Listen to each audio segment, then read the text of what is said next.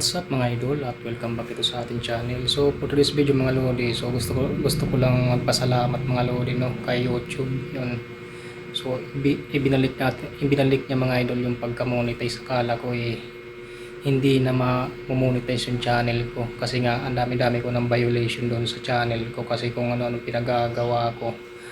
Yan. So nagpapasalamat naman ako mga idol at nakabalik talaga mga lodi no. So yan. So magpapatuloy pa rin ako mga idol sa pagbablog kasi siyempre pinagpagurang ko tong channel na to nung nasa Bicol pa ako na nagbablog ng Alimokon yun.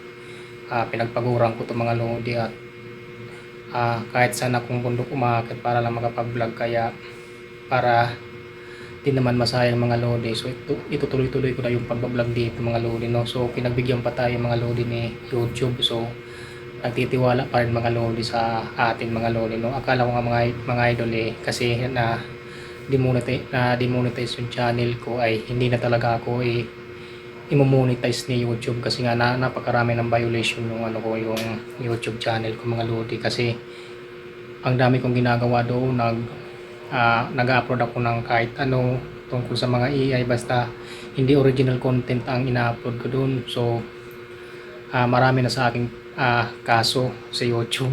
So parang pinagbibigyan pa rin mga idol kasi napakarami kong mga ano yung mga violation na natatanggap kay YouTube. Pero yun nung nag-reapply ako mga lodi 90 days kasi yun mga idol na hinintay ko 90 days yun. So na-monetize naman mga lodi no. So akala ko hindi na ako pagbibigyan.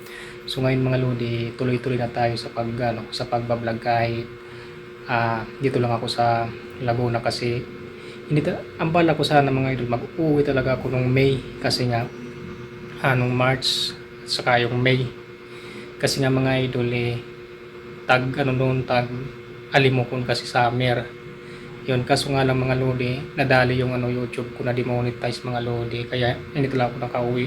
So ano pa naman ang gagawin ko doon mga lodi kasi vlog lang naman talaga yung habol ko dito sa sa Bicol. Vlog lang naman ang habol ko doon kasi wala mang ibang trabaho doon mga lodi yun.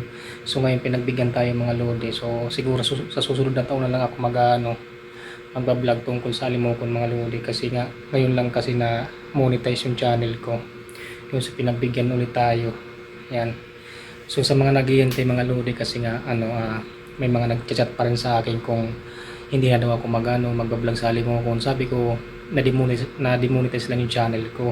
So tuloy pa rin pero hindi ako mag-aalaga sa bahay para hindi tayo masitan ng ibang tao, hindi tayo masitan ng DNR kasi kung mag-aalaga tayo sa bahay siyempre yun tayo ng DNR ulit. So ang gagawin ko lang mga lodi yung kung ano-ano sa bukid o kaya minsan mag-hunt ako ng Alimokon mga lodi yun.